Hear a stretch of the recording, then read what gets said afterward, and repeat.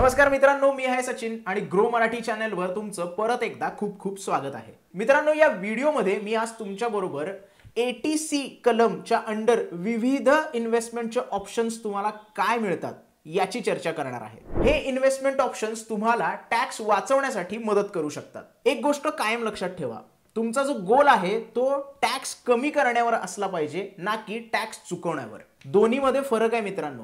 पहिलं कायदेशीर आहे तर दुसरं बेकायदेशीर। पहिलं तुम्हाला फायनान्शियली हुशार बनवतं आणि दुसरं तसं करत नाही। टॅक्स भरण्यामध्ये निराशा करून घेण्याच्या ऐवजी तो टॅक्स कसा कमी केला जाईल याच्यावर विचार करणं खूप जास्त गरजेचं आहे आणि त्याच्याबद्दलचे मार्ग शोधणं त्यापेक्षाही जास्त गरजेचं आहे। मी तुम्हाला सांगतो ना, अनेक पर्याय उपलब्ध असतात आपल्या समोर, पण आपण त्याच्याकडे बघतच नाही, कारण आपण इतर गोष्टीत जास्त वेळ घालवत असतो। जसं की तुम्ही आता करताय, ग्रो मराठी चॅनलला सबस्क्राइबच करत नाही लवकर, म्हणजे असे व्हिडिओ तुम्हाला बघायलाच मिळणार नाहीत। लवकरात लवकर सबस्क्राइब करा, नोटिफिकेशन ऑन करा आणि या व्हिडिओला लाईक करायला सुरुवात करा, म्हणजेच अशा चांगल्या गोष्टी तुमच्यापर्यंत आम्ही पोहोचवत राहू। चला तर मग टॅक्स वाचवण्यासाठी काय काय पर्याय उपलब्ध आहेत तेही तुमच्या रोजगाराच्या अनुसरून हे आता आपण बघूया।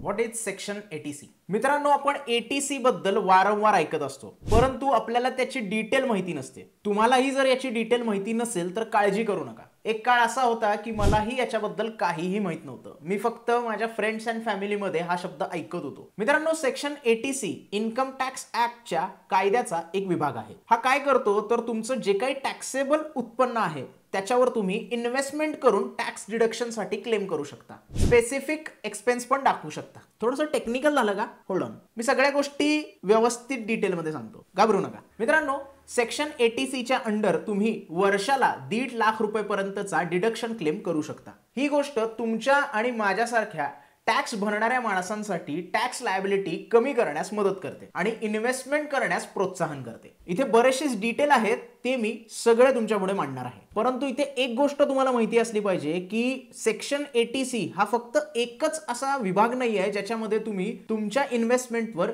डिडक्शन क्लेम करू शकता। इतरही विभाग आहेत, पण 80C हा सगळ्यात जास्त लोकप्रिय आहे आणि या व्हिडिओमध्ये मी फक्त त्याच्यावरच लक्ष केंद्रित करणार आहे। इतर गोष्टींसाठी जर तुम्हाला व्हिडिओ पाहिजे असेल तर तसं मला कमेंटमध्ये कळवा। Reducing taxable income. मित्रांनो, तुमच्यापैकी काही जण टॅक्सेबल इन्कम कमी करण्याचा अर्थ काय आहे याचा विचार करत असाल, म्हणून हे कमी कसं करायचं याच्यावर चर्चा करण्याच्या अगोदर ते काय आहे याच्यावर आपण चर्चा करूया। मित्रांनो, आपण असं म्हणूया की 1 एप्रिल 2023 ते 31 मार्च 2024 या फायनान्शियल इयर मध्ये तुमचं एकूण उत्पन्न 8 लाख रुपये इतकं आहे। तुम्ही जर कुठलीही कर बचत गुंतवणूक करत नसाल तर तुमचं पूर्ण जे उत्पन्न आहे ते टॅक्सेबल मानलं जातं आणि जर 8 लाख रुपये वार्षिक जर तुम्ही कमवत असाल तर ओल्ड टॅक्स रिजिमच्या अंडर तुम्हाला 65,000 रुपये इतका टॅक्स भरावा लागेल। पण जर तुम्ही सेक्शन 80C च्या अंडर गुंतवणूक केली तर तुम्ही 1.5 लाखाची कमाल मर्यादा वाचवू शकता आणि जर 1.5 लाखाची इन्व्हेस्टमेंट तुम्ही दाखवली तर तुमचं टोटल उत्पन्न जे आहे ते 6.5 लाखावर येईल। लक्षात घ्या,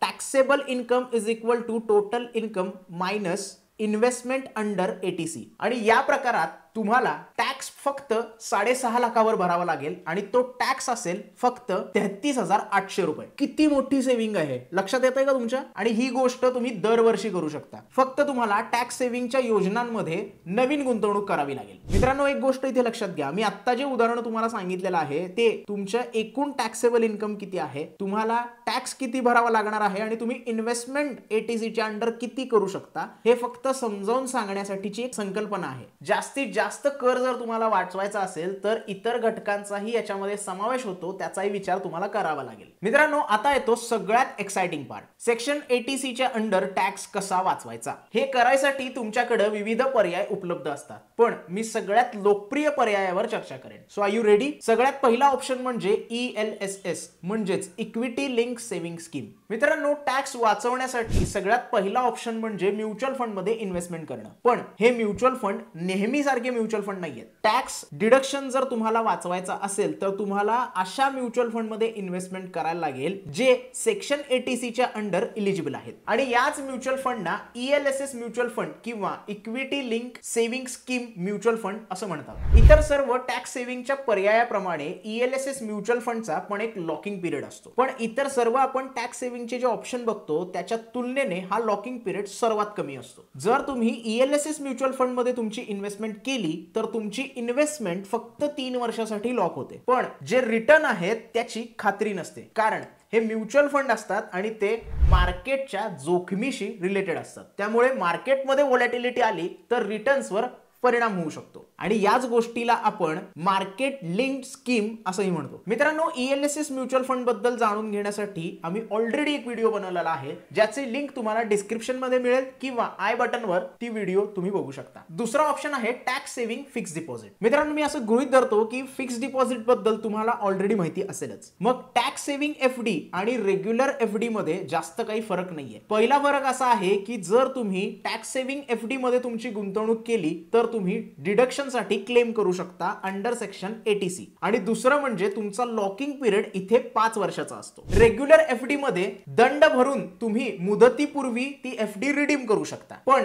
टॅक्स सेव्हिंग FD हा पर्याय तुम्हाला उपलब्ध करून देत नाही. तुम्ही तुमचं टॅक्स सेव्हिंग FDचं खातं बंद करू शकत नाही. मित्रांनो, जर तुम्हाला टॅक्स सेव्ह करायचा असेल आणि कुठलाही धोका पत्करायचा नसेल तर हा पर्याय तुमच्यासाठी सर्वोत्तम असू शकतो. रिटर्न्स हे प्रत्येक बँकेत आणि वेळोवेळी बदलत असतात, म्हणून तुम्ही FD मध्ये अकाउंट ओपन करता. आता अकाउंट ओपन करण्याच्या अगोदरच तुमची बँक FD साठी तुम्हाला किती व्याज देतं याचा विचार करा किंवा याची चौकशी करा. तिसरा पर्याय आहे पब्लिक प्रॉव्हिडंट फंड किंवा त्याला आपण PPF असंही म्हणतो. मित्रांनो, टॅक्स वाचवण्यासाठी PPF हा सामान्य आणि सगळ्यात लोकप्रिय पर्याय आहे. हा एक सेफ आणि सिक्युअर पर्याय समजला जातो कारण त्याला भारत सरकारचा पाठिंबा आहे. व्याजदर नियमितपणे सुधारित केले जातात. मार्च 2024 मध्ये दर 7.1% इतका ठेवण्यात आलेला आहे. PPF चा एकच मोठा ड्रॉबॅक आहे, तो म्हणजे याचा 15 वर्षाचा लॉकिंग पिरियड. तुम्ही एकदा पैसे टाकले की 15 वर्ष त्याच्यातून काढू शकत नाही. आवश्यक असल्यास तुम्ही एक्सटेन्शनच्या पर्यायाकडे जाऊ शकता. तीही अतिरिक्त 5 वर्षेच तुम्हाला मिळतात. PPF चं अकाउंट जर तुम्हाला ऍक्टिव्ह ठेवायचं असेल तर वर्षाला किमान 500 रुपये तुम्हाला त्याच्यामध्ये भरता आले पाहिजे. ही काय एवढी मोठी गुंतवणूक नाहीये, बरोबर आहे ना? पण लॉकिंग पिरियड जरी 15 वर्षाचा असला तरी 7 वर्षानंतर तुम्ही पार्शली पैसे काढू शकता. PPF चा सगळ्यात महत्त्वाचा फायदा म्हणजे ही गुंतवणूक EEE च्या अंडर येते. आता तुम्हाला प्रश्न पडला असेल की हे EEE काय आहे? एंटरटेनमेंट तर नाही ना? नाही, गंमत करत होतो तुमची. याचा अर्थ असा आहे की तुम्ही केलेलं वार्षिक योगदान, त्याच्यावर मिळालेलं व्याज आणि मॅच्युरिटीवर मिळणारे पैसे हे सगळे काही करमुक्त असणार आहे. आश्चर्यकारक आहे ना? फार कमी असे पर्याय येतात जे एवढ्या सगळ्या लाभाबरोबर आपल्याला मदत करतात. मित्रांनो, चौथा पर्याय आहे युनिट लिंक इन्शुरन्स प्लॅन. त्याला आपण युलिप असंही म्हणतो. मित्रांनो, जर मी तुम्हाला सांगितलं की मार्केटमध्ये असा एक प्रोडक्ट आहे जो तुमच्या कॅपिटलला ग्रोथ देतो आणि इन्शुरन्स पण, तर तुम्हाला अशा प्रोडक्ट बद्दल जाणून घेण्यात रस असेल का? मला खात्री आहे की तुम्हाला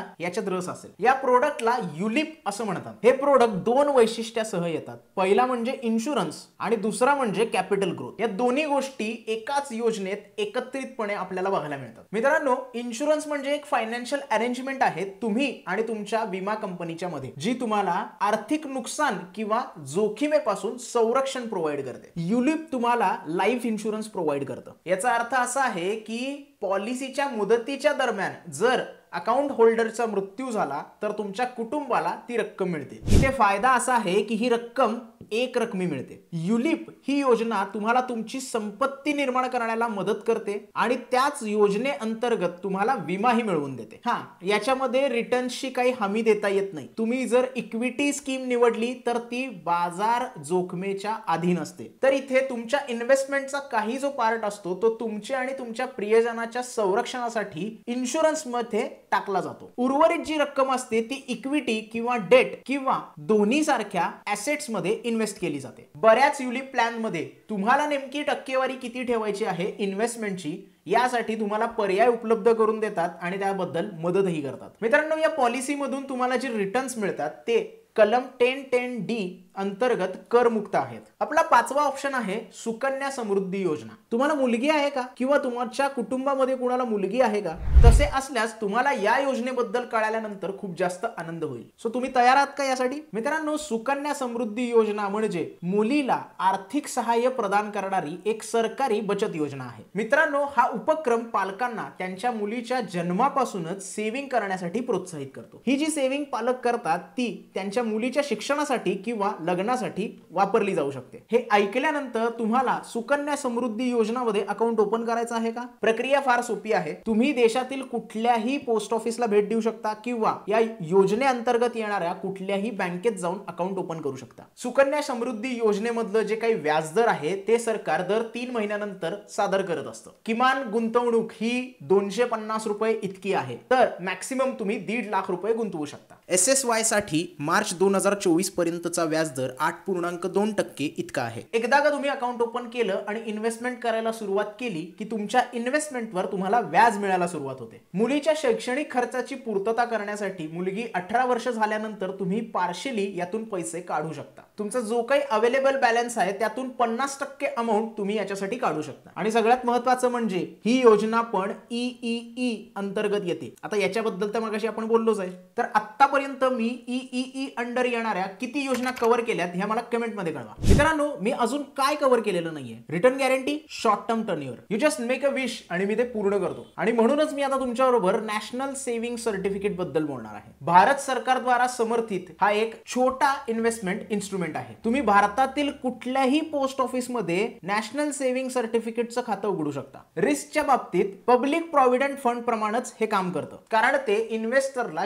गॅरंटीड रिटर्न देतं. पण PPFच्या विपरीत नॅशनल सेव्हिंग सर्टिफिकेटचा जो लॉकिंग पिरियड आहे तो फक्त 5 वर्षाचा असतो. हे PPF पेक्षा बेटर आहे, बरोबर ना? तुमच्या पूर्ण मॅच्युरिटी नंतर टोटल पेएबल जी अमाऊंट असते त्याच्यावर तुमचा मॅच्युरिटी पूर्ण झाल्यानंतर व्याज ऍड करून तुम्हाला टोटल अमाऊंट पे केली जाते. सध्याचा जो व्याजदर आहे तो 7.7% इतका आहे. इथे तुमच्याकडे 1.5 लाखापेक्षा जास्त इन्व्हेस्टमेंट करण्याचा ऑप्शन देखील आहे, कारण तुम्ही नॅशनल सेव्हिंग सर्टिफिकेट मध्ये दरवर्षी किती हायर साइडला इन्व्हेस्टमेंट करू शकता याचं काहीही लिमिट नाहीये. जर तुम्हाला जास्त रिस्क घ्यायची नसेल आणि स्टेबल रिटर्न मिळवायचे असतील तर तुम्ही नॅशनल सेव्हिंग सर्टिफिकेट मध्ये इन्व्हेस्टमेंट करू शकता. Employee provident fund. मित्रांनो, एम्प्लॉई प्रॉव्हिडंट फंड म्हणजे ज्याला आपण EPF म्हणून ओळखतो, ही भारत सरकार समर्थित एक रिटायरमेंटची सेव्हिंग योजना आहे आणि सर्व पगारदार कर्मचाऱ्यांसाठी उपलब्ध आहे. या योजनेअंतर्गत तुम्हाला ठराविक रक्कम द्यावी लागते जी तुमच्या मूळ पगाराच्या 12% इतकी असते. सध्याचा EPF व्याजदर हा 8.25% वर निश्चित केलेला आहे. ज्या कंपनीमध्ये कर्मचाऱ्यांची संख्या 20 पेक्षा कमी आहे त्यांच्यासाठी हा दर 10% इतका आहे. एवढंच नाही, महिला कर्मचाऱ्यांना त्यांच्या नोकरीच्या पहिल्या 3 वर्षात जर मंथली टेक होम सॅलरी जास्त न्यायची असेल तर त्या 8% योगदान करू शकतात. ही रक्कम तुमच्या कंपनीकडून दर महिन्याला कट केली जाते आणि EPF मध्ये जमा केली जाते. तुमचं कॉन्ट्रीब्युशन आणि तुमच्या कंपनीने केलेलं कॉन्ट्रीब्युशन हे मिळतं जुळतं असतं. जर EPF मध्ये तुमचं योगदान 1000 रुपये पर महिना असेल तर तुमची कंपनी सुद्धा 1000 रुपये पर महिना EPF मध्ये जमा करते. मित्रांनो, तुमच्या EPF मधील शिल्लक अमाऊंट आणि त्यावर मिळणारं व्याज जर तुम्ही 5 वर्षाच्या सततच्या सेवेनंतर काढून घेणार असाल तर ते करमुक्त आहे. सीनियर सिटीजन सेव्हिंग स्कीम हा पर्याय तुमच्यासाठी नसून तुमच्या ओळखीच्या व्यक्तींसाठी असू शकतो. नावाप्रमाणेच हे फक्त 60 वर्षानंतरच्या माणसांसाठी लागू होतं किंवा ज्या लोकांनी 55 वर्षानंतर रिटायरमेंट घेतलेली आहे, स्वेच्छानिवृत्ती घेतली आहे, त्यांच्यासाठी ही स्कीम लागू होते. याचा जो लॉकिंग पिरियड आहे तो 5 वर्षाचा आहे. मार्च 2024 पर्यंत योजनेद्वारे दिलेला व्याजदर हा 8.20% प्रतिवर्ष इतका आहे. मित्रांनो, तुम्ही इन्व्हेस्टमेंटसाठी आधीच काही योजना शॉर्टलिस्ट केल्या आहेत का? तर थोडा वेळ थांबा, माझ्याकडे तुमच्यासाठी आणखी काही आहे. मित्रांनो, नेक्स्ट पार्ट मध्ये जाण्याच्या अगोदर माणसं जी कॉमन मिस्टेक करतात त्याच्याबद्दल मला तुम्हाला सांगायचं आहे. मित्रांनो, आपण आधीच PF अकाउंट मध्ये काही इन्व्हेस्टमेंट करतो जे ऑलरेडी ATCच्या अंडर येतं असं फक्त आपण म्हणूया. मित्रांनो, जेव्हा आपण ATCच्या अंडर इन्व्हेस्टमेंट प्लॅन करतो तेव्हा EPF हा घटक आपण फॅक्टर इन करत नाही आणि 1.5 लाख रुपये सेपरेटली इन्व्हेस्ट करतो. May be national saving certificate मध्ये आपण इन्व्हेस्टमेंट करतो. आता असं करण्यात काहीही नुकसान नाहीये, पण सगळी माहिती असल्याशिवाय तुम्ही ती इन्व्हेस्टमेंट करू नये असं मला तुम्हाला सांगायचं आहे. कारण PFचं योगदान महिन्याला 2000 रुपये असेल तर ऑलरेडी तुम्ही वर्षाला 24,000 रुपये गुंतवताय आणि ते कलम 80C च्या अंतर्गत येतं. तर आता तुम्हाला फक्त 1.26 लाख रुपये शिल्लक राहण्याची काळजी आहे. मित्रांनो, इथे फक्त तुम्हाला एकच गोष्ट मी सांगायचा प्रयत्न करत आहे की सेक्शन 80C च्या under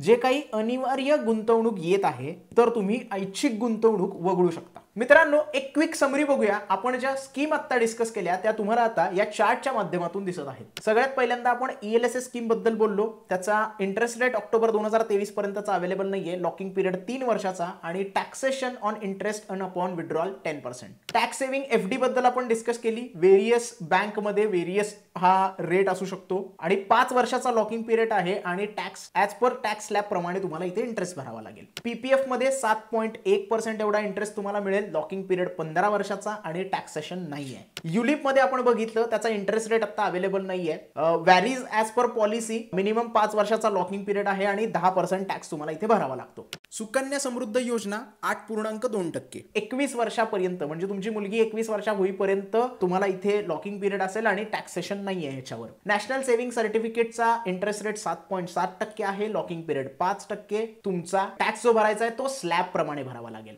employee provident fund 8.25%. Locking period 5 वर्षाचा आणि तुमच्या टॅक्स स्लॅब प्रमाणे इथे तुम्हाला टॅक्स भरावा लागेल. सिनियर सिटीजन सेव्हिंग स्कीम सगळ्यात शेवट आपण बघितलं त्याचा इंटरेस्ट रेट 8.20. लॉकिंग पिरियड 5 वर्षाचा आणि टॅक्स स्लॅब प्रमाणे तुम्हाला इथे टॅक्स भरावा लागेल. तर शॉर्ट मध्ये ह्या होत्या सगळ्या स्कीम्स. पण तुमची टॅक्स सेव्हिंग इन्व्हेस्टमेंट प्लॅन कशी करायची याच्यावर नजर टाकणं खूप जास्त गरजेचं आहे. ते पण आता आपण बघूया. बहुतेक लोक टॅक्स नियोजन करायची जी कसरत आहे ती फायनान्शियल इयरच्या शेवटच्या तिमाहीत चालू करतात. मला बरेच असे लोक माहिती आहेत ज्यांनी हे शेवटच्या क्षणाला केलेलं आहे आणि याच्यामुळे काय होतं की ते गुंतवणुकीचे खराब पर्याय निवडतात. आयडियली तुम्ही फायनान्शियल इयरच्या सुरुवातीलाच या सगळ्या गोष्टी करायला पाहिजेत. हे तुम्हाला जास्त वेळच देत नाही तर लॉंग टर्म साठी तुम्ही इन्व्हेस्टमेंट मध्ये कसे राहू शकता याच्यासाठीही मदत करते. दरवर्षी जर तुम्ही अशा प्रकारे प्लॅनिंग केलं तर तुमचे फायनान्शियल गोल अचीव्ह करायला तुम्हाला मदत होते आणि ते तुम्ही लवकर अचीव्ह करू शकता. तुमच्या टॅक्स सेव्हिंगची इन्व्हेस्टमेंट इफिशियंटली करायसाठी किंवा ती प्लॅन करायसाठी इथे काही पावलं आहेत जी तुम्हाला घ्यावी लागतील. सगळ्यात पहिल्यांदा वर्षभरात केलेली कुठलीही इन्व्हेस्टमेंट किंवा कुठलीही तुम्ही प्रीमियम भरले असतील तर ते कर पात्र आहेत का नाही ते तपासा. उदाहरणार्थ EPF मध्ये पैसे भरत असाल, युलिप मध्ये तुमचा प्रीमियम जात असेल किंवा इत्यादी योजनांमध्ये जर तुम्ही इन्व्हेस्टमेंट केली असेल तर ते कर कपातीसाठी पात्र आहेत का नाही ते चेक करा. दुसरं म्हणजे एक चांगली इन्व्हेस्टमेंट तुम्हाला करायची असेल तर तुमची रिस्क किती आहे आणि तुमचे फायनान्शियल गोल्स काय आहेत हे पहिल्यांदा जाणून घ्या. आणि तिसरं म्हणजे तुमचे फायनान्शियल गोल्स अचीव्ह करण्यासाठी वेळोवेळी इन्व्हेस्टमेंट करा आणि त्याच्यावर करही वाचवा. मित्रांनो, आजच्या व्हिडिओमध्ये मी top tax saving scheme under 80C यांचा समावेश केलेला आहे. तसेच इतरही विभागामध्ये काही स्कीम आहेत ज्या तुम्हाला तुमची टॅक्सेबल इन्कम कमी करण्यासाठी मदत करू शकतात. शेवटी काय मित्रांनो, टॅक्स सेव्हिंग करणं तितकंच महत्त्वाचं असलं तरी तुमच्या लॉंग टर्म गोल्सच्या उद्दिष्टाशी सुसंगत असे फायनान्शियल डिसिजन घेणं तितकंच महत्त्वाचं आहे. तर मित्रांनो, हा व्हिडिओ तुम्हाला जर आवडला असेल, उपयुक्त वाटला असेल तर या व्हिडिओला लाईक करा. जास्तीत जास्त लोकांपर्यंत हा व्हिडिओ पोहोचवा जेणेकरून त्यांना पण या स्कीम बद्दल माहिती मिळेल. ग्रो मराठी चॅनलला जर अजून तुम्ही सबस्क्राइब केलं नसेल तर लवकरात लवकर सबस्क्राइब करा, कारण पर्सनल फायनान्स रिलेटेड अशाच गोष्टी आम्ही तुमच्या समोर आणत असतो. बाकी तुम्हाला जर काही शंका असेल तर त्या तुम्ही कमेंटमध्ये विचारू शकता. भेटूया एका नवीन व्हिडिओमध्ये एका नवीन विषयासह. धन्यवाद.